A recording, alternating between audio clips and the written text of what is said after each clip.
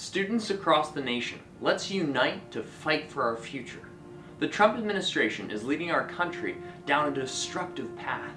In an era where the president consistently talks about fake news, it's vital that we expose what are the objective facts to better understand our political climate, because Americans are being directly harmed by Trump's policies. His administration plans to endanger our nation's most vulnerable by cutting $800 billion from Medicaid, the federal program for the poor, along with slashing billions of dollars from welfare programs, disability benefits, and funding for environmental programs. Our generation is directly affected by cuts for aid to student loans, and for the current administration not prioritizing jobs for the future. As global citizens, we should value the lives of those both within and outside our country, especially refugees who are fighting for their lives.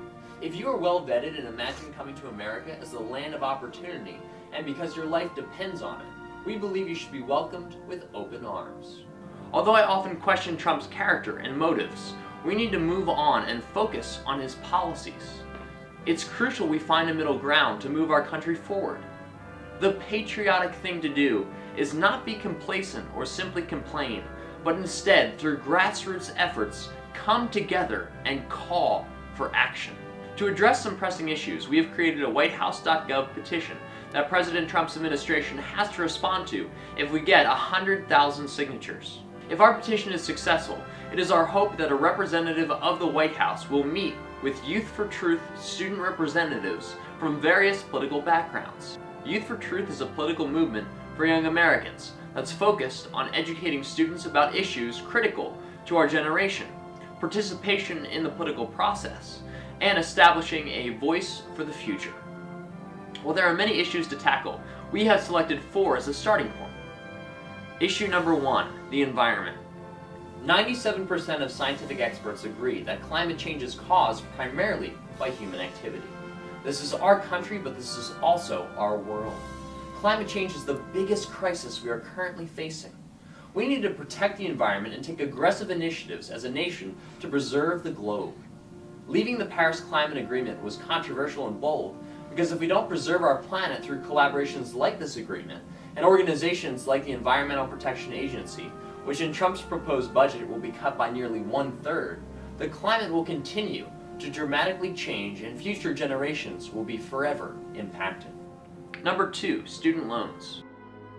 The enormous cost of college is one of the greatest burdens for young adults.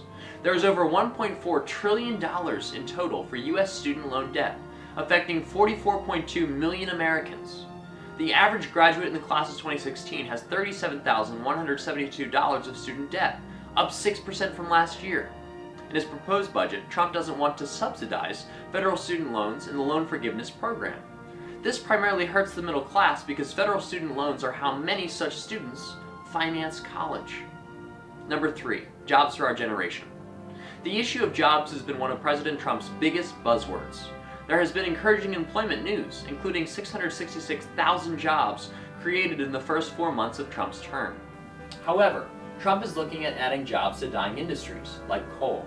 We need to offer youth jobs for the industries of the future: robotics, genomics, big data, cybersecurity, renewable energy, medical research, and other aspects of technology and science. Unemployment is higher among younger workers, and oftentimes youth are employed, but they're not financially stable because they are working part-time jobs or have positions beneath their skill level. And finally, number 4, the refugee crisis.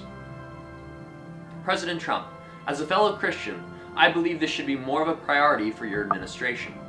In Deuteronomy in the Bible, it says that, quote, God defends the cause of the fatherless and the widow, and loves the foreigner residing among us, giving them food and clothing, end quote.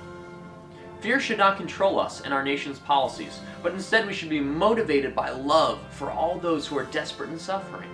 In his book Seeking Allah, Finding Jesus, author Nabil Qureshi points out that if Al-Qaeda, ISIS, Hamas, Boko Haram, and all other extremist terror organizations claiming the title of Muslim were to be combined, they would make up 0.01% to 0.03% of the world's Muslim population. Combine that with the refugee vetting system that places refugees randomly because they don't get to choose which country they go to. That means, statistically speaking, there is virtually a 0% chance of a terrorist attack in America from a refugee.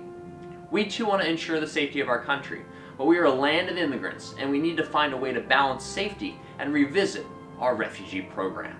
Donald J. Trump has struck a chord in the fabric of our nation.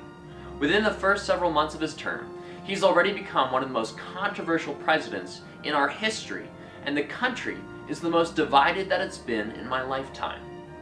In this period of political chaos, we need to branch out from being closed-minded and instead recognize room for compromise.